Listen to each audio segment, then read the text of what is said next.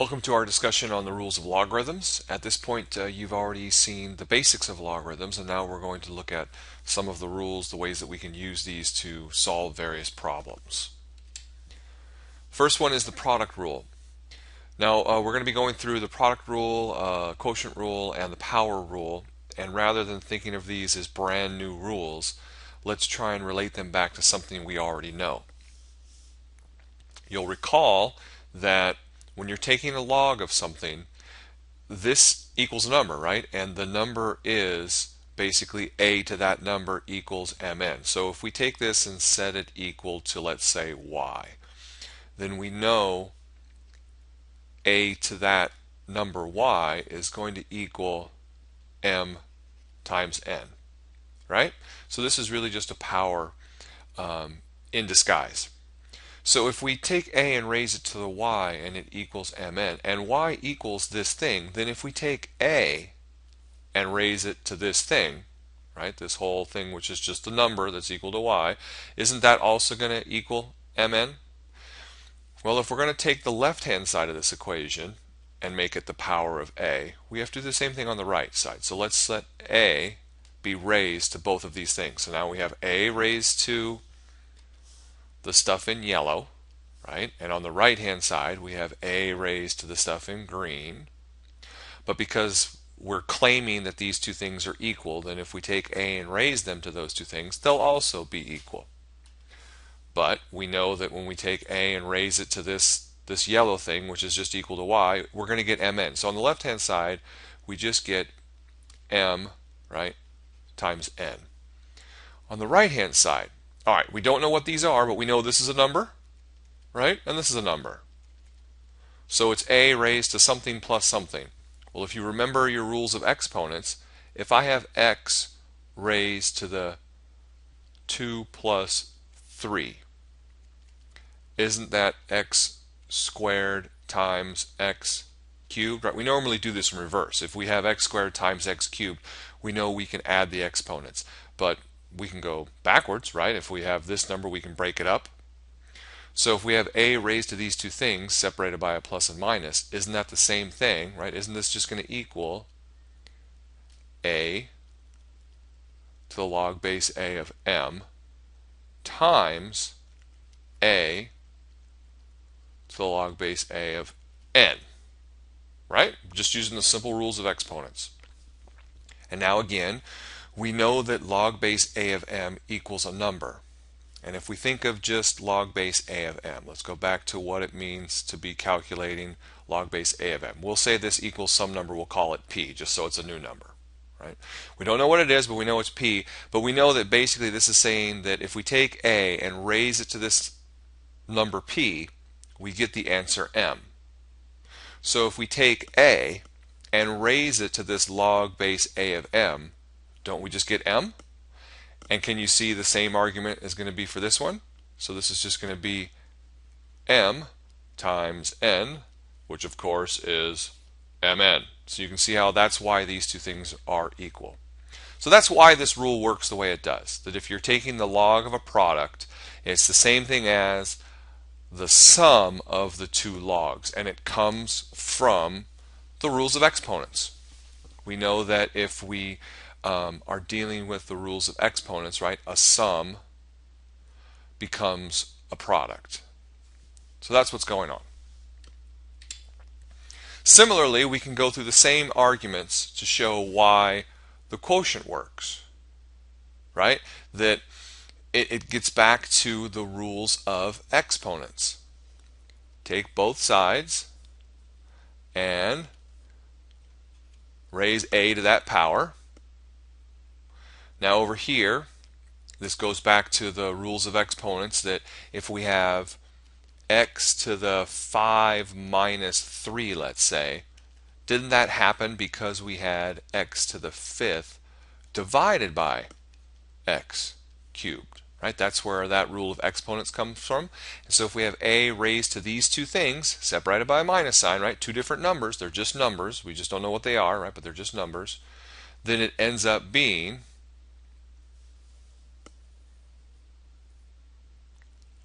a log base a of m, right, divided by a of log base a of n. It's just that thing, right? That power divided by that power.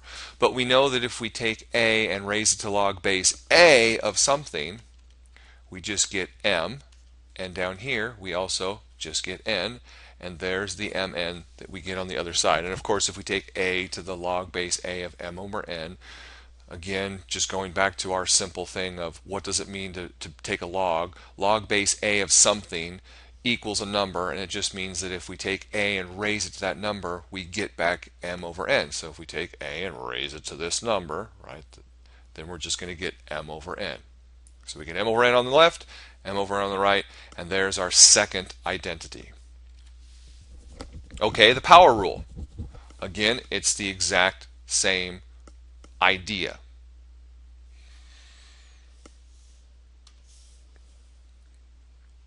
A raised to this, a raised to this.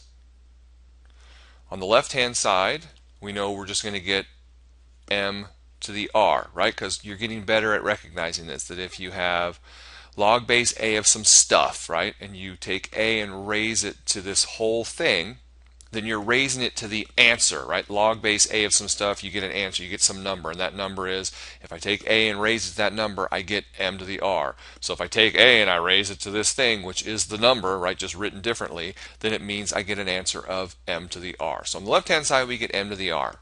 Simple. On the right-hand side, well, now, what happens if we have x raised to the power of 3 raised to the power of 5? If we raise something to a power, do you remember what we do? What the rule is? The rule is we have 3 times 5. Well, look at here. We have something raised to a product, right? These are both just numbers.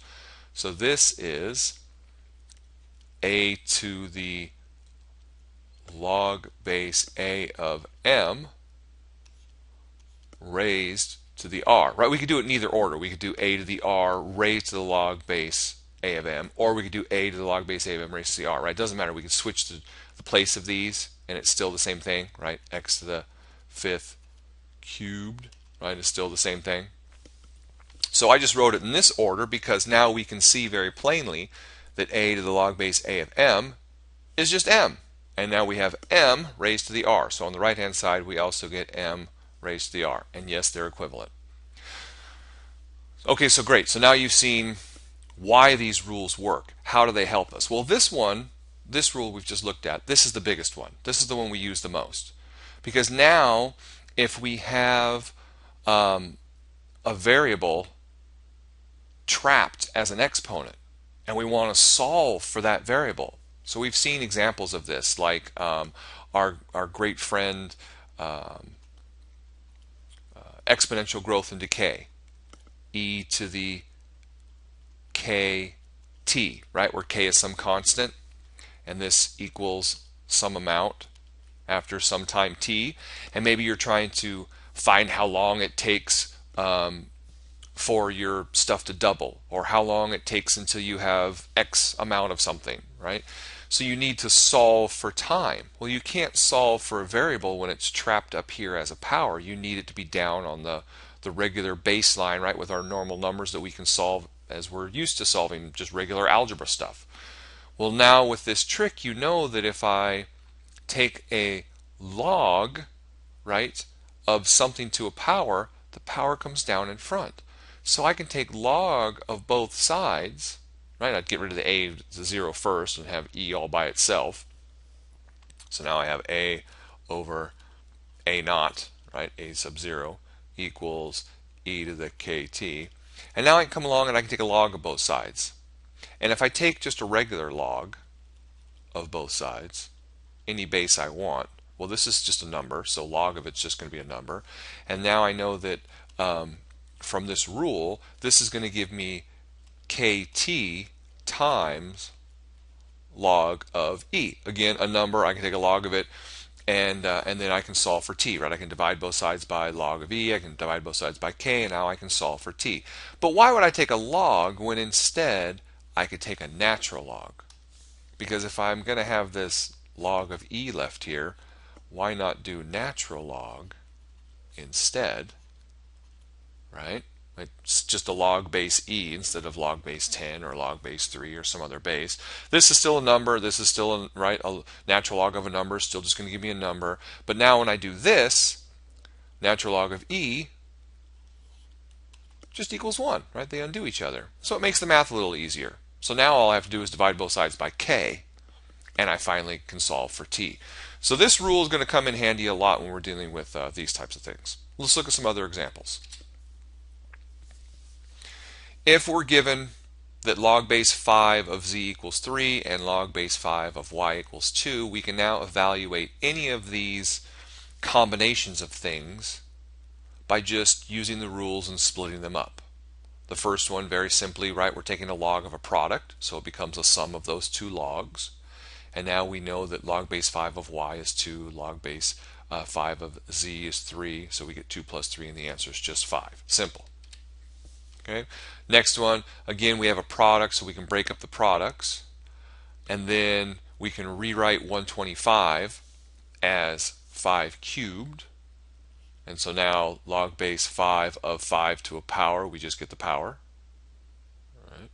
Technically, if you wanted to, this is using the power rule, where you just get 3 times log base 5 of 5, right? Because we have that rule that if we're taking a log of something to a power, the power comes down in front. And then log base 5 of 5 just equals 1, and you get 3 times 1, right? Same thing. Here, power comes down in front. Then we have log base 5 of y, which we know is 2. Substitute everything in, and there we go. You can walk yourself through the next one and the next one, right? It's just a combination of everything. First things first, take the product, write it as a sum of two logs. Now tackle each log individually. The power, right, rule brings the 1 over 30 in front. Then we're just left with log base 5 of z. Again, power comes down in front. Left with this. Substitute in what we know those two things are equal to, and do the math, and you're done. It's that simple. Now, what about if we want to kind of write something that's more algebraic out in expanded form? You might ask, why would I bother with this? There are applications where this is helpful. Usually when you're going to take derivatives and things like that, it's easier if you can kind of break them up and then take derivatives of each piece rather than having to worry about products and quotients and things like that. So you can take something as ugly as this and then break it up into all its pieces. The top piece divided by the bottom piece means log of the top piece minus log of the bottom piece. Now this piece is also a product, so we can turn that into a sum, right? And now each piece is kind of broken down into its smallest little factors, and now you can deal with the powers. 2 comes down, 3 comes down, 4 comes down, and we're done. Please don't think that you can split this up. A lot of students go, oh, well, hey, look, it's a difference. That becomes a quotient. No, it's the other way, right? You have to take a log of a quotient becomes difference of logs. Log of a difference does not become like a quotient of logs, right? It doesn't work in reverse. You got to remind yourself of what that rule is. The rule is if you have log of a quotient, right, a fraction, then you can have a difference of those two logs. But log of a minus b, which is what this thing is, right? Something minus something, does not equal log of a over log of b, right? It doesn't go in reverse. These things don't work in two directions. Similarly, we can work with this one, rewrite it as a power, take the power out in front. Now we have a product. Take that product, split it up into 3 pieces, right? Then take each of those powers, bring those powers out in front of each log, and then you can just distribute that one big power that's in front onto each individual piece to get rid of your parentheses. And now you just have 3 different logs. And again, you're probably thinking, well, why is 3 logs better than 1? Well, if you're trying to take derivatives and deal with things, it's much easier to deal with a simple log, right? Just log of c or log of y, than to try and deal with a log of something to a power. You can also work in reverse. You can start with something that's all expanded out and combine it.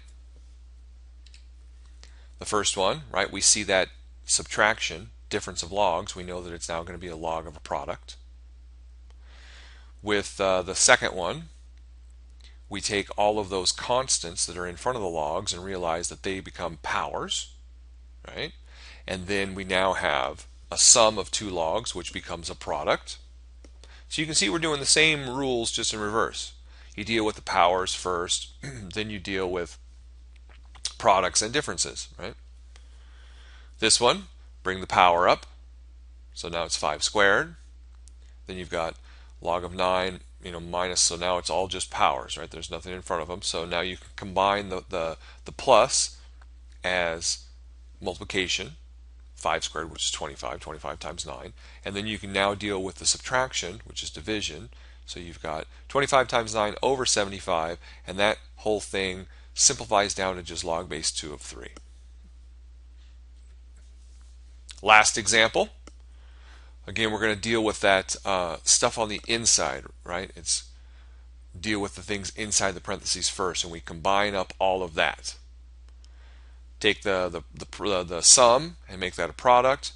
Take the difference, make that division. Now we finally have just natural log of one thing. Now we can deal with the power out in front and turn that into raising it to the 1/3 power, which is really just written as a cube root. Okay, common logs and dealing with digits. A positive number k has n plus 1 digits if and only if log of k is in the interval n to n plus 1. It's just an interesting pattern that mathematicians have discovered that allows us to kind of deal with certain things. Don't worry about it. Doesn't come up too much, but just so you know that if you have a positive number k, it has n plus 1 digits, meaning the number 253, right? That's a positive number. This has 3 digits. So in this case, n equals 2, right? Because it has 2 plus 1, 3 digits. That is true if and only if log of 253 is in this interval. So that just means that log of 253 is going to be less than, well, n plus 1, so we're up to 3 number of digits, and less than or equal to n, which is 2. So log, right, log base 10 of 253 is somewhere between 2 and 3. Well, what is log base 10? Log base 10 of 253 equals some number y means that 10 to the power of y equals this number. Well, 10 to any power is just 1 with a bunch of zeros, right? So in order for 10 to be raised to a power to equal this, well, 10 squared is 100, 10 cubed is 1,000. And we can see that 253 is in between 100 and 1,000. So it works, right? So it's basically just realizing that digits correspond to powers of 10. Because in the number 253, 3 is the ones digit, and 1 is 10 raised to 0, right? 5 is really equal to 50. That's the tens digit. That's 10 raised to the 1. And 2 is really equal to 200, right? This is 200 and then 50 and then 3 more, right? So 200 is 10 squared is 100, right? So it's 2 of those. So that's why we know that if it has 3 digits, it's at least y squared, because the smallest 3-digit number would be 100. So that's why we can have this equal to, right? Less than or equal to 10 squared, because 10 squared would be 100. And the biggest 3-digit number we could have is 999, which is just a little bit less than 1,000, which ends up being 10 cubed, right? So that's why we know log of it is always going to be less than 3, because if it was 3, it would be at least 1,000, right? And it would have 4 digits now. So that's all this is doing, is it's relating digits back to powers of 10. All right, how about estimating a large number? We can estimate super large numbers kind of with this idea of the digits, right? We know that e to the 700 is a super huge number. We know it's k. We can take the log of both sides and get log of k equals log of e to the 700, which is 700 times log e. Log e is just a number. You can write it times 700, and then you get 304 point blah, blah, blah, blah, blah. Right? You get a number. So now we know that log of k equals 304. Since log of k is between 304 and 305, we know that the number k requires 305 digits to the left of the decimal point because it goes back to this log formula. Right? Log k is always in between n and n plus 1, where that's the number of digits. So since log k is in between 304 and 305, we know that the actual number is going to have between 305, right, and 306 digits. Log base k is less than, right, n plus 1 and greater than or equal to n. But remember, the number of digits, right, the number of digits for this number k is n plus 1. So if log k is between 305 and 304, right, from here, it's in between 304 and 305, then that means n equals 304, which means the number of digits, right, of k is 305, n plus 1. So that's why we know that k is going to be at least 305 digits to the left, right, of this number. So 10 to that, right, really, really big, and there's our estimation for that number. Okay, so it's a way of basically kind of figuring out a rough estimate of super huge numbers. Because if you tried to put e to the 700 into a calculator, it would just tell you, nope, sorry, can't do it. Change of base, really important. You're going to use change of base all the time. If you have log base b of x, you can change that to log base a of x as long as you divide it by log base a of b. You could also change it to log of x over log of b, because those are both base 10, or you could do natural log of x over natural log of b. So hopefully you can see the pattern. You can change one base to any other base you want. It's just the new base of the original number, x, divided by the new base of the original base, in this case b. You'll normally use natural log and log. And the reason why you'll normally use one of these two is because those are the only two that you have in your calculator. So if you're trying to figure out what log base 3 of, let's say, 20 equals, you can't do that in your calculator. You don't have a log base 3 button. But you do have a natural log button. So you could very easily do natural log of 20 over natural log of 3 and do that in your calculator. Or, since you have a log button, you could do log of 20 over log of 3. And those will both give you the exact same number. Here's another example, right? Go into log or natural log, and you can check that in your calculator and see that you get the same numbers. Okay, how about applying logarithms to growth and decay? As I said in the beginning, that's one of the biggest applications of these rules. We want to remind ourselves what it means for the half-life of any thing, quantity, right? The half-life of something is the time that it takes for that quantity to go to half of its value. So when they talk about radioactive decay and radioactive half-life, it's the amount of time it takes for the number of radioactive isotopes to be half as many. Yeah, right? You start with 1,000,000. How long does it take to only have 500,000? Right? You start with 1,000. How long does it take to only have 500? You get the idea. The half-life of a substance that is using or undergoing exponential decay at some rate k, where k always has to be greater than 0, can be given very simply as this formula. H is going to equal, H being your half-life, negative natural log of 2 over k. If you want to memorize that, that's fine. You don't need to.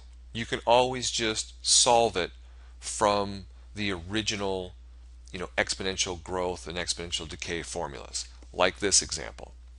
So in an experiment, 18 grams of radioactive element sodium-24 decayed to 6 grams in 24 hours. We want to find its half-life to the nearest hour. So we're going to use our typical exponential growth and decay formula, right? This is exponential growth or decay. If it's growth, K is positive. If it's decay, K is negative. It's that simple. Plug in what we know. We know that we start with 18 grams, so that's our A sub 0, right? That's our starting amount. So if we start with 18 grams in 24 hours, so we're now going to let T be in hours, right? Because they want us to find it in the nearest hour. So we put in 24 for T. We know that we're left with 6.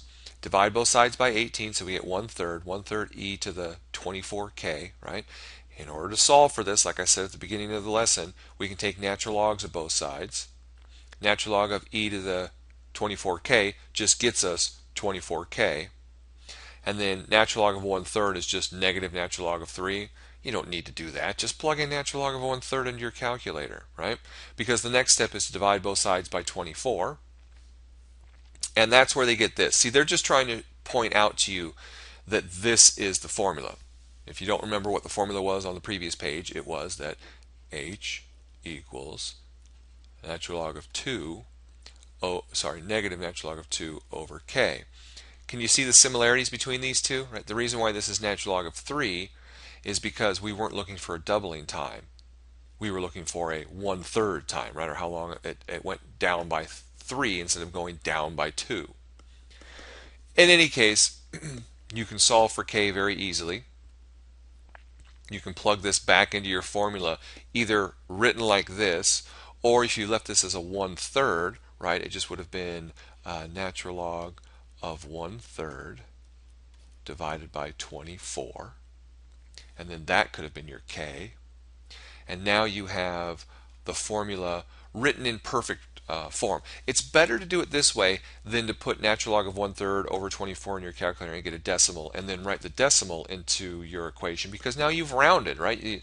The decimal is going to go on forever. It's going to be irrational. So you're going to have to round, you're going to have to truncate at some point, and then now you're getting an estimation. And when you plug that in, now your other results are going to be estimates, and then your rounding error can get compounded, and then you could end up getting the wrong answer on a test or something like that. So you're better off being able to work with this algebraically and just leave it written in this case. Now they say to use that formula, you go back and do all of this. That's fine.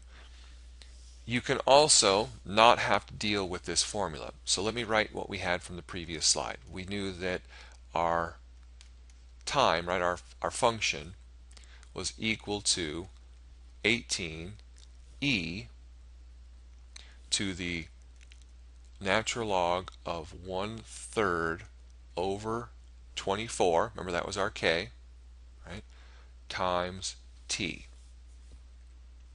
If we're trying to find the half-life, if we start with 18, aren't we really just trying to figure out how much time it takes until we only have 9 things left? So just plug in 9 equals 18e to the natural log of 1/3, right, over 24 times t.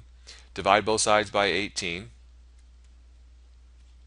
and now you get e equals 1/2. Right? Duh, you're trying to figure out what time this e stuff will equal 1/2, so that it'll be your original amount times 1/2. So that makes sense. Okay, now take natural log of both sides. Natural log of 1/2 equals, when I take natural log of e to some stuff, I just get that stuff. Natural log of 1/3 times t over 24. Now divide both sides by this. Well, if you divide, that means you're multiplying by its reciprocal. Okay, if that's making your head swim, then just take it in steps. To get rid of this fraction, multiply both sides by 24. Right? Multiply by 24, those cancel. Now, divide both sides by natural log of 1/3. Right? And there's t. T equals this. So if you do 24 natural log of 1/2 divided by natural log of 1/3, you'll get this exact same answer. How is it that it's natural log of 2 over natural log of 3? Well, because if we wanted to change this to natural log of 2, it just would have become negative natural log of 2. Because remember, this is 2 to the negative 1 power, and that negative 1 power comes down in front. Same thing here. This would have been negative natural log of 3, because this is 3 to the negative 1 power, and those negatives cancel, and that's why those two things are exactly the same. If you plug that in your calculator, you'll see you'll get roughly 15 hours. So if you want to memorize that formula, that's fine. It can save you a little bit of time, but I'm not a big fan of memorizing more formulas, especially if I don't need them, especially if all I have to do is work with the standard exponential growth and decay formula and then just work through it logically, right? If I'm looking for half time, then I set my a of t to be half of my starting point. And if I'm looking for doubling time, I just set it to be twice that. So now I've got a more general way of solving all of them. Radioactive carbon dating is a simple or a common example of kind of this half-life idea. So we can see that this carbon-14 decays radioactively with a half-life of 5,700 years. After any organism dies that contains this carbon-14, and just about everything does contain it, the age of its remains can be calculated by determining how much of the carbon-14 has decayed. So in 1960, a group of specialists from the British Museum investigated whether a piece of art containing organic material found in King Tut's tomb had been made during his reign or whether it belonged to an earlier period. We know that Tut died in 1346 BC according to records and ruled Egypt for 10 years. What percent of the amount of carbon-14 originally contained in the object should be present in 1960 if the object was made during Tut's reign? Well, the half-life of carbon-14 is approximately 5,700 years, so that means 1/2 of the original amount equals the original amount times e to the 5,700k, because 5,700 would be our t, right, our time. Divide both sides by a sub 0, right, the original amount, and then you get 1/2 equals e to the 5,700k. Take natural log of both sides, you get natural log of 1/2 equals 5,700k, divide that by 5,700, and you get k equals that negative 0.0001216 decimal. You can do it yourself to verify that's what you get. If we sub that back into our original formula for exponential growth and decay, we now have the general formula for carbon-14. Okay, so now we can let x represent the percent of the original amount of carbon-14 in an object that remains after t years. So x times the original amount is going to be the original amount times e, so x just represents the e part. The time t that elapsed between King Tut's death and 1960 was 3,306 years. So the percent x sub 1 of the original amount of carbon-14 remaining after 3,306 years is just going to be this formula where t is 3,306 years. We put it in, and there should be roughly 66.897, right? Almost 67% of the original amount should be left. Well, King Tut ruled for 10 years. So the time t1 that elapsed from the beginning of his reign to 1960 is 3306 plus 10, or 3316. And if we rerun everything with 3316, we get 66.816. So thus, if this piece of art was made during their reign, the amount of carbon remaining in 1960 in this piece of art should be somewhere between 66.816 and 66.897%. Now all you have to do is go and measure how much of the carbon-14 is in that art piece. And if it's in that range, then you know it was made in that time. If it's different, then you know it wasn't. And in fact, you can use the formula to solve backwards and figure out in what year it was actually produced. That's how they can date something. Based on how much carbon is remaining, you can solve backwards in this formula for t, and then figure out how old the object is. Okay, that's going to be one of the most common uses for the rules of logarithms. So please make sure that you understand how to use the basic formula, right? It's all about working with this basic formula. You have to be able to solve for k and then work with this formula to then solve for t given some situation. And that's all you need to know.